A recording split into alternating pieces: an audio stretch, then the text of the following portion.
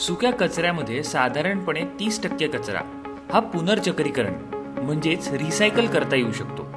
उरलेल्या कचऱ्यापैकी ज्या कचऱ्याची कॅलरीफिक व्हॅल्यू म्हणजेच ज्वलनशीलता चांगली असते, म्हणजेच प्लॅस्टिक, कागद, पुठ्ठा, कापड, लाकूड, झाडांच्या फांद्या इत्यादी इंधन म्हणून वापरता येऊ शकतात. आता बघूया हे आपल्याला कसं करता येईल ते. सुक्या कचऱ्याचं व्यवस्थापन सोपं करायला गंगोत्री एनर्जीचं प्लांट आता आपण बघूया. आपण आता खडकी कॅन्टोन्मेंट बोर्डाच्या मटेरियल रिसायकलिंग फॅसिलिटीमध्ये उभे आहोत. साधारण 2500 स्क्वेअर फुटाची ही शेड आहे.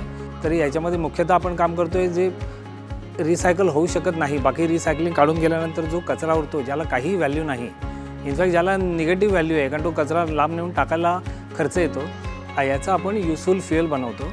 त्याच्यासाठी आपण आपल्या इथे ऑटोमेटेड पेलेटिंग प्लांट चालू आहे. सर्वात महत्त्वाचं मशीन आहे ते इथे माझ्या मागे तुम्हाला दिसतं आहे, ते पेलेटिंग मशीन आहे. हे आमचं होमग्रोन टेक्नॉलॉजी आहे. सकाळी आधार पुनावाडीची गाडी एक 11:30 वाजता येते. त्याच्यानंतर एक 2 वाजता येते.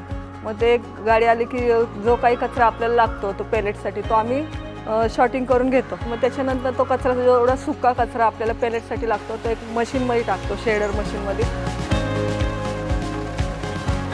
तो बारीक करून त्याच्यानंतर मग त्याच्या पेलेट तयार करतो.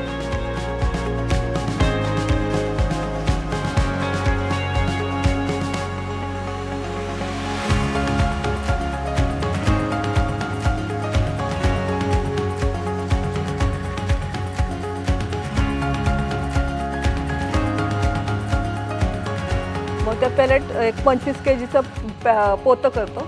तसं मग ते सील पॅक करून ठेवतो, वजन वगैरे सगळं करून. आणि याला आपण बॉयलरमध्ये जे कोळशानी चालवतात तिथे वापरू शकतो, ज्यामुळे कचरा नेण्याचा खर्च राहतच नाही. या प्लांटमध्ये 3 लोक काम करतात जे इथे हे मशीन चालवून स्वतः पैसे कमवतात आणि आमच्याकरता ऊर्जादाता म्हणून काम करतात.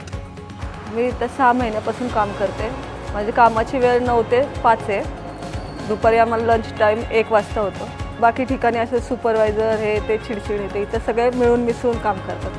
तर अशीच आम्हाला सॅलरी आम्हाला सर देतात. त्याच्यामध्ये आमचं घर चालतं, आमचं घर, आमचं भाडं, आमच्या मुलांचं शिक्षण होते. त्याच्यामध्ये आम्ही दोघंही नवरा बायको इथे काम करतो. भारतासाठी हा एक खूप चांगला प्रकल्प आहे, ज्यामुळे कचरा व्यवस्थापन व रोजगार निर्मिती दोन्ही प्रश्न सुटतील. साधारणपणे 500 किलो क्षमतेपासून आपण हा प्रकल्प चालवू शकतो, ज्यामध्ये किमान 3-4 व्यक्ती हे काम करू शकतात. यापासून बनणाऱ्या पेलेट्स 5 ते 7 रुपये किलो या दराने विकता येतात. 500 किलोच्या प्रकल्पासाठी किमान 12 ते 15 लाखांची गुंतवणूक किंवा भांडवली खर्च येऊ शकतो. अशा प्रकारे सुका कचरा प्रकल्प चालवण्यासोबत पुनर्चक्रीकरण न होणाऱ्या कचऱ्याचे व्यवस्थापन करता येऊ शकते.